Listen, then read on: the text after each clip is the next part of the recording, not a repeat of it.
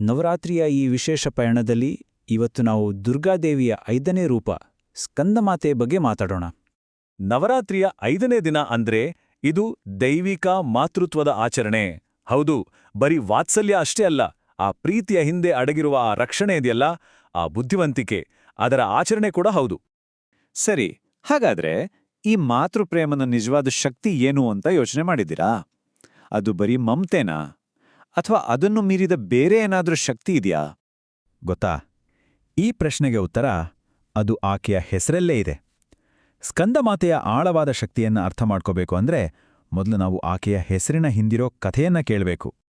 ತುಂಬಾ ಸಿಂಪಲ್. ಸ್ಕಂದಮಾತಾ ಅಂದ್ರೆ ಸ್ಕಂದನ ತಾಯಿ ಅಷ್ಟೇ.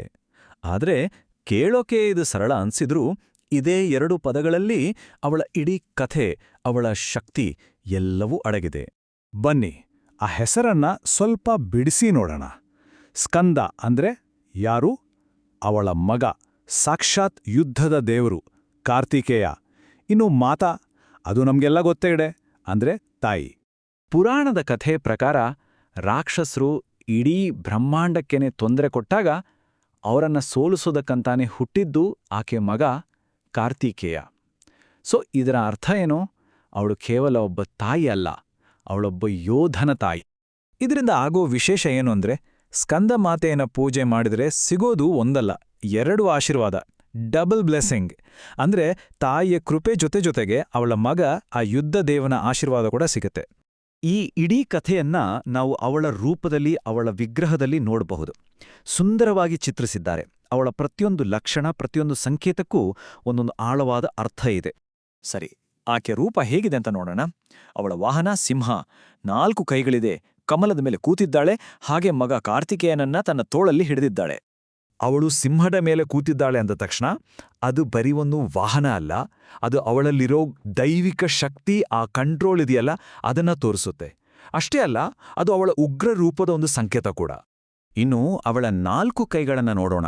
ಆ 4 ಕೈಗಳು ಅವಳ ಮಲ್ಟಿ ಟಾಸ್ಕಿಂಗ್ ಪವರ್ ಅಂತಾನೇ ಹೇಳಬಹುದು. 2 ಕೈಗಳಲ್ಲಿ ಕಮಲದ ಹೂವಿವೆ, ಅದು ಪ್ಯೂರಿಟಿಯ ಸಂಕೇತ. ಇನ್ನೊಂದು ಕೈಯಿಂದ ಮಗ ಕಾರ್ತಿಕೇಯನನ್ನ ಪ್ರೀತಿಯಿಂದ ತೊಡೆ ಮೇಲೆ ಕೂರಿಸ್ಕೊಂಡಿದ್ದಾಳೆ. 4ನೇ ಕೈ ಅದು ಅಭಯ ಮುದ್ರೆಯಲ್ಲಿದೆ, ಅಂದ್ರೆ ಏನೂ ಭಯಬೇಡ, ನಾನಿದ್ದೀನಿ ಅಂತ ಭಕ್ತರಿಗೆ ಆಶೀರ್ವಾದ ಮಾಡ್ತಿದ್ದಾಳೆ.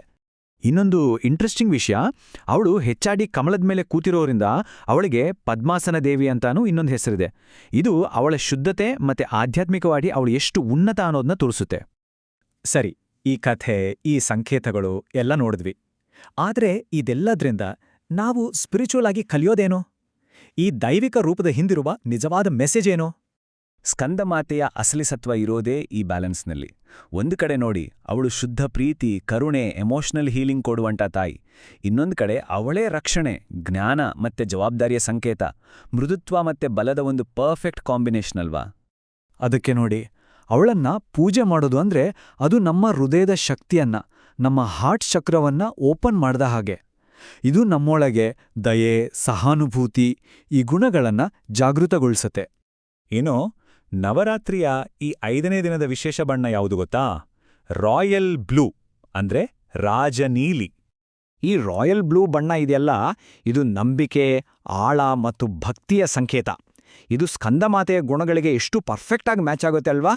ಜನ ಸ್ಕಂದಮಾತೆ ಹತ್ರ ಏನ್ ಕೇಳ್ಕೋತಾರೆ?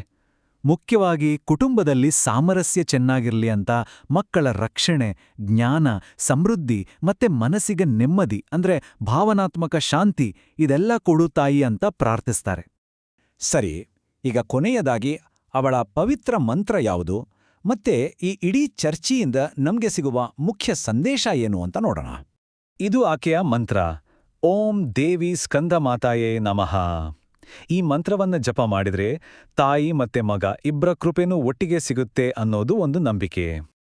ಹಾಗಾದ್ರೆ ನಮ್ಮ ಜೀವನದಲ್ಲೂ ಅಷ್ಟೇ ಕರುಣೆಯನ್ನ ತೋರಿಸ್ತಾ ಪ್ರೊಟೆಕ್ಷನ್ ಮಾಡೋ ಶಕ್ತಿಯನ್ನ ಹೇಗೆ ಬ್ಯಾಲೆನ್ಸ್ ಮಾಡೋದು? ಬಹುಶಃ ಸ್ಕಂದಮಾತೆಯ ರೂಪವೇ ಈ ಪ್ರಶ್ನೆಗೆ ಒಂದು ಲೈವ್ ಉದಾಹರಣೆ.